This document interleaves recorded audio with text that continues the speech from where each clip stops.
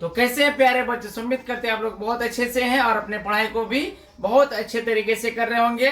तो हम फिर से लेकर के आ गए आप लोग के बीच में क्लास 10th एनसीईआरटी मैथ्स का जो एक्सरसाइज 8.1 है, मतलब त्रिकोणमिति चैप्टर का जो एक्सरसाइज 8.1 है उसका क्वेश्चन नंबर 5 लेकर के आए हैं। आइए हम पहले क्वेश्चन को पढ़ते हैं। इसमें किसका मान दिया गया है और हमें किसका मान ज्ञात करने के लिए कहा गया है। आइए पहले क्वेश्चन को पढ़ते हैं। यदि सेक थीटा बराबर 13/12 हो तो अन्य सभी त्रिकोणमितीय अनुपात परिकलित कीजिए। बहुत ही आसान से यह प्रश्न है प्यारे बच्चों सब, और इसमें सिर्फ जो है सेक थीटा का मान दिया गया है और हमें अन्य सभी त्रिकोणमितीय जो अनुपात होता है उसका मान ज्ञात करने के लिए कहा गया। सिर्फ इसमें सेक थीटा का मान है, जो बच गया है उसका मान हम लोग ज्ञात करेंगे। जो दिया गया पहले हम लोग उसको लिख लेते हैं गिवन में। तो आइए पहले लिखते हैं गिवन, उसके बाद जो दिया गया है उसको लिख लेंगे सेक थीटा बराबर कितना दिया गया है प्यारे बच्चों सब, 13/12 दिया गया। ठीक है, तो 13/12 लिख लेंगे। और उसके बाद आप सभी को पता होगा सेक थीटा का जो फॉर्मूला होता है वो होता है h/b। h/b लिख लेंगे इसके नीचे, और उसके बाद 13/12 इधर है तो 13/12 लिख लेंगे। तो यहाँ से क्या हो जाएगा, h का मान जो है 13 हो जाएगा, तो हम लोग लिख लेंगे h बराबर 13। उसके बाद b का जो मान होगा प्यारे बच्चों वो होगा 12। तो h बराबर 13 और b बराबर 12। तो हमें इसमें किसका मान ज्ञात करना होगा, p का मान ज्ञात करना। तो p बराबर वाट लिख देंगे और पाइथागोरस प्रमेय से अब हम लोग p का मान ज्ञात करेंगे। ठीक है, तो पाइथागोरस प्रमेय क्या होता है, आइए पहले लिखते हैं पाइथागोरस प्रमेय से।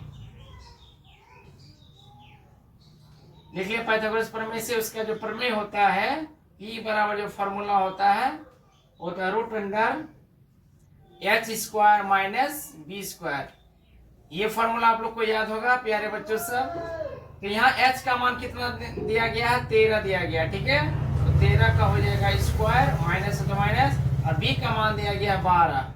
12 का यहाँ पर हो जाएगा स्क्वायर, बराबर है तो बराबर देंगे। और फिर √13 का स्क्वायर आप लोग को याद होगा 169 होता है। ठीक है, मतलब 13 गुना 13 करेंगे तो 169, माइनस है तो माइनस, और 12 का जो स्क्वायर होता है वो होता है 144, मतलब 12 गुना 12 करेंगे तो 144 होगा। उसके बाद फिर से 169 में 144 को माइनस करेंगे, मतलब घटाएंगे तो कितना बचेगा, यहाँ देखिए 9 में 4 घटाइएगा तो बचेगा 5, और उसके बाद 6 में 4 घटाइएगा तो बचेगा 2, और 1 में घटाते 0 हो जाएगा। तो वो लिखना नहीं है। 25 का आपको वर्गमूल पता होगा, 25 का वर्गमूल 5 होता है। तो यहाँ से हमें p का मान जो है 5 ज्ञात हो चुका है। ठीक है, अब हमें त्रिकोणमितीय जो अनुपात है इसमें सेक थीटा का मान दिया है हमें, और 5 जो अनुपात फॉर्मूला है उसका मान ज्ञात करना था। आइए हम लोग पहले साइन थीटा का मान ज्ञात करते हैं। तो पहला फंक्शन में हम लोग ज्ञात करेंगे साइन थीटा। तो साइन थीटा का फॉर्मूला क्या होता है, p/h होता है, तो p/h लिख लेंगे। और p का मान 5 दिया गया। ठीक है, तो p का मान यानी p बराबर हो जाएगा यहाँ 5, और h का मान है 13, तो यहाँ पे लिख लेंगे हम लोग 13। उसके साइन थीटा के बाद हम लोग लिखते हैं कॉस थीटा।